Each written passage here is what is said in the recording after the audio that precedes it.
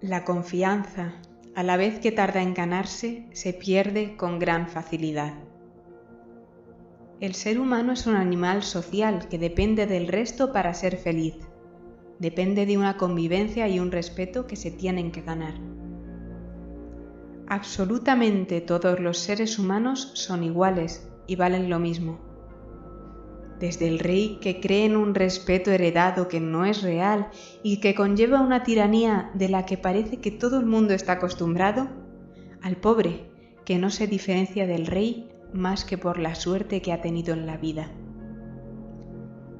Ambos son humanos, ambos son perecederos. La confianza en alguien que no sea uno mismo implica la pérdida de soledad. Y con ello se convierte más en una necesidad y un deseo que por naturaleza tenemos. Una decisión que tomamos con libertad. Bienvenidos.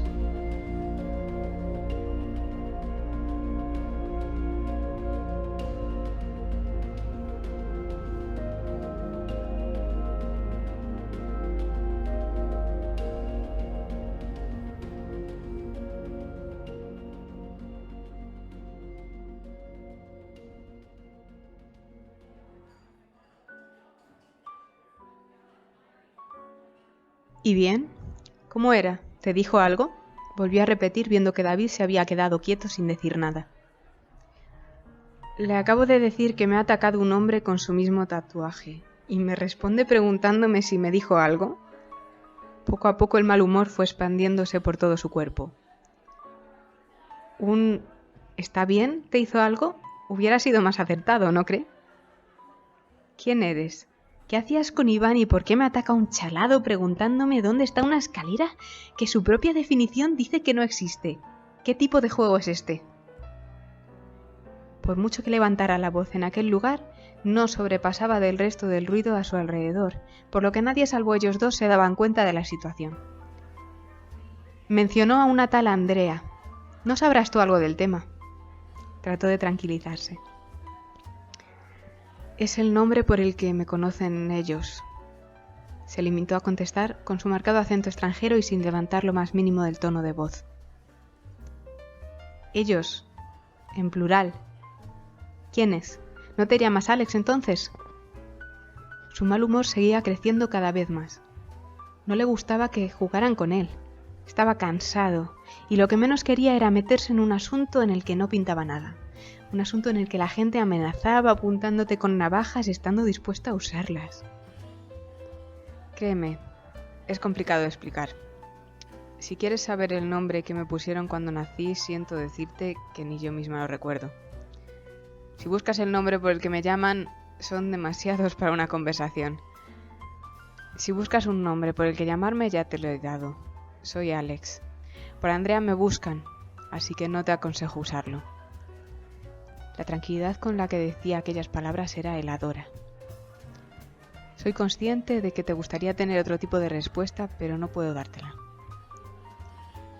¿Qué eres? ¿Una especie de espía o algo así? ¿Eres del CNI? La pregunta le sonó absurda según salió por su boca. Aquello no era una película, esas cosas no ocurrían en la vida real. Trabajo más bien por libre. No puedo explicarte mucho por el momento, pero te puedo asegurar que todo irá cobrando sentido con el tiempo. ¿Con el tiempo? No sé qué tienes en mente hacer conmigo, pero te puedo asegurar que mi idea es quedarme un par de días más en Salamanca y al contrario que Iván, no quiero meterme en tus asuntos. No quiero tener nada que ver con nada en lo que estuviera metido. Bastantes mierdas tengo yo ya encima yo solito como para que alguien que no responde a mis preguntas me añada más. Apuró la jarra y pidió otra. El hombre que te atacó, a falta de una descripción más exacta, forma parte de un grupo que se hacen llamar los desaparecidos. Solo puedo decirte que hace un tiempo formé parte de él. Quise salir y ahora digamos que me guardan cierto rencor por ello. Los desaparecidos, que son una especie de secta. Dijeron que buscaban una escalera. ¿Cuántos son? Puedes llamarlos sectas si quieres, aunque abarcan demasiado y están demasiado organizados como para considerarlo como tal. Sociedad secreta, mafia en las sombras, no sabría cómo definirlo exactamente, la verdad. Solo que son peligrosos. Parecerán personas comunes y la mayoría realmente lo son, o lo fueron, por así decirlo. Su tranquilidad se convirtió en un gesto de desconcierto. David se dio cuenta de que hasta ella misma no sabía muy bien cómo definirlos. Pese a haber estado dentro de esa organización, nunca llegué a saber cuánto abarcaba. Según me los describes, suena como si fueran los mismos Illuminati. Extrañamente la creía. Todo sonaba a ficción, a una locura generada por una mente dispersa, pero aquella mujer tenía algo que la hacía que la creyera. No sin ciertas dudas, eso sí. ¿Aquello sería una estafa? ¿Habían intentado engañar antes a su amigo y ahora que estaba muerto le tocaba a él? ¿Una cámara oculta? ¿Estaba aquella mujer simplemente loca? Había miles de posibilidades más realistas que creerla, pero extrañamente, sin saber por qué, no podía evitar darle el beneficio de la duda. Y eso le daba miedo, porque significaba que quisiera o no, estaba metido ya en algo muy peligroso y desconocido. Sobre el tema de la escalera, permíteme que te responda mañana. Aún no estás preparado para ello. Solo debes saber que Iván me estaba ayudando y que ellos debieron encontrarle sin que yo me enterara. David se quedó petrificado al darse cuenta de lo que estaba insinuando. ¿Qué quieres decir con que ellos lo encontraron? ¿Estás insinuando que su muerte no fue una sobredosis? ¿Que le asesinaron? Existe esa posibilidad, sí. Por más que lo pienso, me cuesta creer que Iván cometiera ese error. Siempre se colocaba en presencia de su novia, nunca en la cama. No me malinterpretes, Iván era un drogadicto, estaba dentro de la posibilidad de que ese día fuera más allá de lo que estaba acostumbrado. Pero era una persona orgullosa de controlar su adicción, pese a lo incoherente que esto suena. De diferenciarse del resto de adictos mediante sus normas. Dime una cosa, ¿el amigo al que fuiste a visitar cuando te atacaron es el camello que le pasaba el material a Iván? ¿Fuiste a la casa donde estaban viviendo últimamente tanto él como su novia? David asintió. ¿Cómo lo has...? Es el único sitio que tiene lógica que estuvieran vigilando. Dime, ¿te abrió la puerta? ¿Llegaste a entrar en el cuarto donde murió Iván? Jaime no me abrió la puerta. Estaba ya abierta, aunque en la casa no había nadie. Sí, entré en el dormitorio. Parecía como si hubiera removido... Había papeles por todo el suelo, aunque no sabría decirte si ese era el estado natural de esa habitación. ¿Viste entre todos esos papeles un cuaderno negro? Bastante maltratado, medio roto, la tapa arrugada. Iván siempre iba con él a todos lados. David asintió de nuevo. Era justo el cuaderno que le había lanzado aquel hombre para escapar. Estaba allí, la policía no se lo había llevado. A decir verdad, parecía como si no se hubieran esforzado mucho en saber qué le pasó. Vi el cuaderno, pero allí se quedó. Fue en ese momento cuando aquel hombre me atacó y tuve que salir corriendo. Mira, no sé en lo que estabais metidos tú e Iván, pero si eso le mató, no quiero tener nada que ver con ello. Si realmente crees que no fue un error, deberíamos ir a la policía. Ellos sabrán qué hacer. Y si estás realmente en peligro, te aconsejo hacer lo mismo. Mi vida actualmente será un puto desastre, pero te puedo asegurar que no quiero morir, y mucho menos por algo que no me incumbe. Se terminó lo que quedaba de cerveza y se levantó dispuesto a irse. Ya era tarde y no estaba de humor para todo aquello. Ahora, si me disculpas, ha sido un día largo. Como siempre, un placer, Alex. Andrea, o como quiera que se llame. Mañana volveré a estar aquí a la misma hora. Se limitó a contestar, mirándole fijamente a los ojos. David abrió los ojos con una fuerte resaca, cosa extraña, porque no recordaba haber bebido más allá de las 2 cervezas de la noche anterior. El sol le daba en la cara dañándole los ojos. No sabía a qué hora del día era ni dónde estaba. La sensación de desconcierto le recordó a levantar de una siesta demasiado larga. Prácticamente en el acto se dio cuenta de que no estaba tumbado en la cama del hotel. De hecho, no estaba siquiera en la habitación. Miró a su alrededor y se dio cuenta de que estaba tirado en el suelo, enfrente de la puerta ahora cerrada del Yelinas. Estaba apoyado en uno de los contenedores de reciclaje que había en ese callejón justo enfrente de la puerta. El sol estaba bastante alto. Calculó que debían de ser sobre las 12 antes de mirar el reloj y confirmar sus sospechas. ¿Qué hacía allí? No recordaba haber bebido tanto, aunque su cuerpo le dijera lo contrario. De hecho, no recordaba más allá de haberse despedido de Alex. No recordaba tan siquiera haber salido del bar, y mucho menos haber ido hasta el coche y el hotel, cosa obvia viendo dónde estaba tirado. ¿Le habrían metido algo en la bebida? Comprobó que sus escasas pertenencias aún seguían en sus respectivos bolsillos, incluidas las llaves del coche y la cartera con todo su dinero. No había pagado ninguna jarra de la noche anterior, por lo que supuso que todo había ido de mano de Alex. Comprobó posibles heridas o marcas en el cuerpo, pero no encontró nada. Se levantó notándose mareado en el proceso. Se sentía hecho mierda. Su cuerpo le respondía bien, pero se sentía débil. Se volvió a plantear si le habían echado algo en la bebida, pero viendo que preocuparse no le llevaba a ninguna parte, se encogió de hombros y fue caminando tranquilamente hacia el río, donde había dejado el coche la noche anterior. El centro estaba como solía estar a aquellas horas de la mañana cualquier día de la semana, abarrotado de gente. Al entrar en la plaza se sentó en una de las terrazas a tomar un café. Sentía su boca seca, le dolía la garganta y la luz le hacía daño a los ojos. Buscó sus gafas de sol, se las puso, le pidió un piti al primero que pasó por allí, y fuego, y la hora al camarero, solo para demostrar que efectivamente eran las 12. Aún le quedaban 2 horas para ir al hotel, asearse e ir a casa de los padres de Iván, con quienes había quedado para comer ese día. No le apetecía lo más mínimo comer con los padres de su amigo recién fallecido, con el que además no había tenido trato estos últimos 4 años, pero sentía que era lo mínimo que podía hacer. En cierto modo se sentía responsable de lo ocurrido. Disfrutó tranquilamente de cada calada de aquel cigarro. Lo había intentado dejar 1000 veces y siempre se había acabado volviendo a él. No se consideraba una persona con mucha fuerza de voluntad. A decir verdad, ninguna. Cabezota tal vez, pero en lo que al vicio y a la gula se refería, él estaba completamente vendido. Había aceptado su adicción al tabaco, asumiendo sus posibles consecuencias en un futuro que a veces deseaba que fuera más pronto que tarde. Un traguito del café recién traído y disfrutó de aquellas maravillosas vistas que le ofrecía la Plaza Mayor de Salamanca. Estaba seguro de que cada trago de aquel líquido negro le iba a costar un ojo de la cara, pero el simple hecho de tomárselo en un lugar como aquel, un día extrañamente soleado teniendo en cuenta los días anteriores, merecía la pena.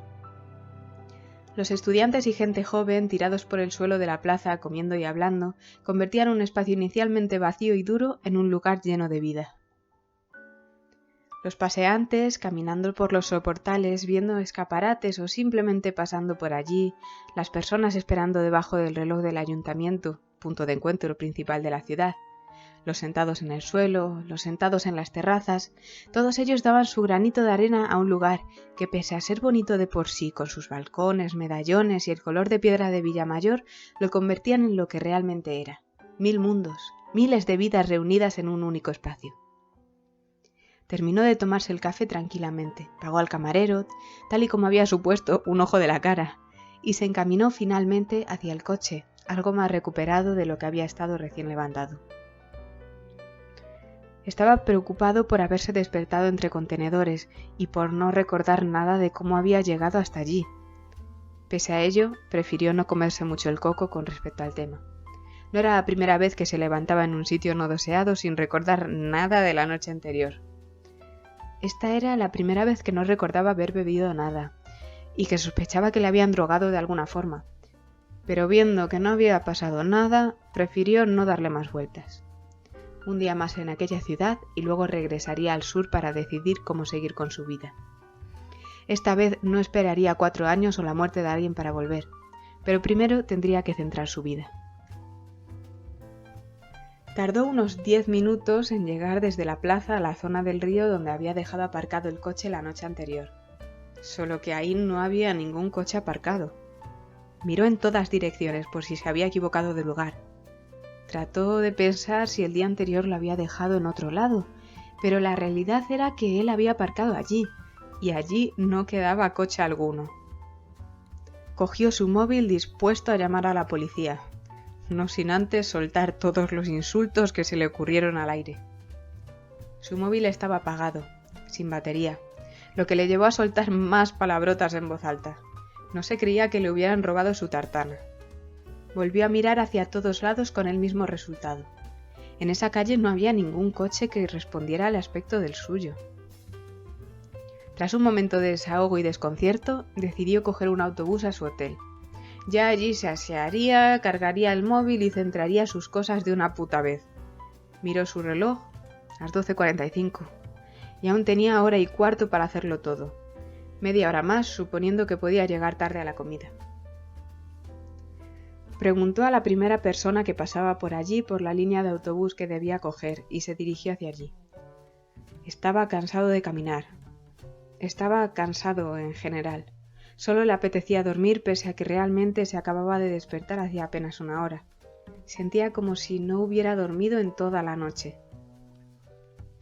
Tardó media hora más en llegar hasta la puerta del hotel. Era consciente de las malas pintas que llevaba encima en esos momentos. La ropa sucia y arrugada, sus malos pelos y ojeras, por lo que no le extrañó que la gente le mirara raro al entrar en la recepción del hotel. Fue directo hacia los ascensores, no sin antes saludar al hombre de recepción. «Perdone», dijo este viendo cómo se dirigía al ascensor. «¿Está usted alojado en este hotel?» La pregunta le sorprendió, pero se dio media vuelta y se dirigió al mostrador para responder cara a cara. Era cierto que aquel recepcionista no había estado esos días en el hotel, pero igualmente no dejaba de ser extraño. Sacó de su cartera la tarjeta de la habitación. «La 304, David Santángel. Me alojé hace 2 días. Si me disculpa, estoy cansado y desearía llegar a mi habitación». Se dio media vuelta de nuevo para volver a ser avisado. «Perdone, pero no encuentro en nuestros archivos ningún David Santángel. Y desde luego hace 2 días no le recibí. La 304 actualmente no está ocupada». «Me recibió una compañera suya». «¿Y cómo que no está ocupada? Este es el Mundial, ¿no?», preguntó pese a que sabía perfectamente que aquel hall era el mismo por el que había estado pasando esos días. «Llevo toda la semana al cargo de la recepción del hotel. No es posible que ninguna compañera mía lo recibiera. Siento las molestias, pero no puedo dejarle pasar si no es usted cliente». «Repito que me atendió una compañera suya. Le ruego que pregunte y vuelva a mirar en el ordenador. Mire la tarjeta». Estaba perdiendo la calma. «Y yo repito, señor, que no es posible. No le he visto ninguno de estos días por aquí». «Quiero hablar con el encargado». «Ya está usted hablando con él». «¿Es usted el encargado?». Asintió con la cabeza. Viendo que eso no le llevaba a ningún lado, se dio media vuelta y se dirigió directamente al ascensor, haciendo oídos sordos de los gritos del recepcionista y sus amenazas de llamar a seguridad. Las puertas del ascensor se cerraron justo a tiempo, antes de que llegara a frenarle. Salió del ascensor, el pasillo estaba silencioso, era exactamente el mismo pasillo por el que había pasado esos 2 días. Llegó a la puerta con el número 304 en él. La misma puerta, mismo número. Metió la tarjeta en la misma rendija sin resultado alguno. Soltó una luz roja, burlándose de él diciendo que no le iba a dejar pasar. Probó varias veces antes de que los de seguridad llegaran, para llevarla hasta la puerta donde le esperaba la policía y el encargado. Más gritos e insultos al aire, pero sin ningún resultado aparente. Él aseguraba ser huésped del hotel. El hotel no paraba de afirmar que nunca habían visto a ese hombre. Tras un rato de discusión, metieron a David en el coche solo para dejarle unas manzanas más allá. Sin coche, sin maletas, habitación ni pertenencias. Los policías se despidieron de él, no sin antes decirle que no querían volver a tener noticias suyas y que no armara ruido. Miró la hora. Eran las 2:30. Ya llegaba tarde a la comida. Odiaba aquella situación, pero a falta de saber qué hacer a continuación decidió ir a casa de los padres de Iván. Seguro que explicándoles lo sucedido no les molestaría ni su retraso ni haber aparecido vestido de aquella manera. Se peinó como pudo en el reflejo de un escaparate y se dirigió a la parada del bus. Ese día acababa de empezar y ya estaba deseando que terminase.